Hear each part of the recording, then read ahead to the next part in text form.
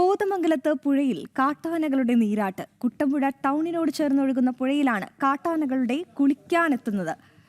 അപൂർവ കാഴ്ച കാണാൻ സഞ്ചാരികളുടെ തിരക്കാണ്. എന്നാൽ കൂട്ടമായി ആനകൾ എത്തുന്നത് നാട്ടുകാരിൽ ആശങ്കയും വർദ്ധിപ്പിക്കുന്നുണ്ട്.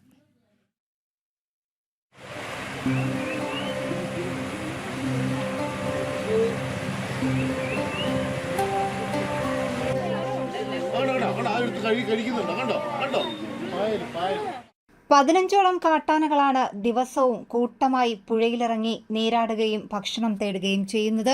അപൂർവ കാഴ്ച കാണാൻ നാട്ടുകാരുടെയും വഴിയാത്രക്കാരുടെയും തിരക്കാണ്.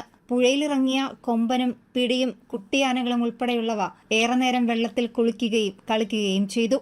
ആനകൾക്ക് ഏറെ പ്രിയപ്പെട്ട ഒരിനം പായൽ ഇവിടെ ധാരാളമായി ഉള്ളതിനാലാണ് ഇവ ഈ ഭാഗത്തേക്ക് പതിവായി എത്തുന്നതെന്നാണ് നാട്ടുകാർ പറയുന്നത്.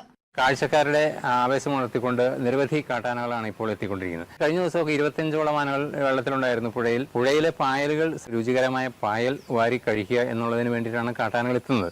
കാട്ടാനകൾ കൂടുതലായിട്ട് എത്തുന്നതോടൊപ്പം തന്നെ ഇതിന്റെ ഒരു സംരക്ഷണ ചുമതല അല്ലെങ്കിൽ ഇതിന്റെ പാർശ്വ പ്രശ്നങ്ങളൊക്കെ അന്വേഷിച്ച് നടപടി കൂടി എടുക്കേണ്ടതാണ്.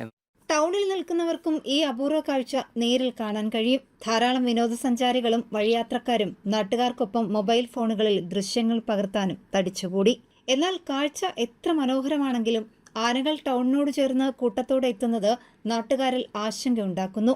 ആനകൾ ഇങ്ങനെ കൂട്ടമായി എത്തുന്നത് കാണാൻ മനോഹരമാണെങ്കിലും അവ ഏത് സമയത്തും ജനവാസ മേഖലയിലേക്ക് ഇറങ്ങുമോ എന്ന ഭയമാണ് നാട്ടുകാർക്കുള്ളത്. അതുകൊണ്ട് തന്നെ ഓരോ തവണയും ആനകൾ എത്തുമ്പോൾ നെഞ്ചിടിപ്പാണ് നാട്ടുകാർക്ക്.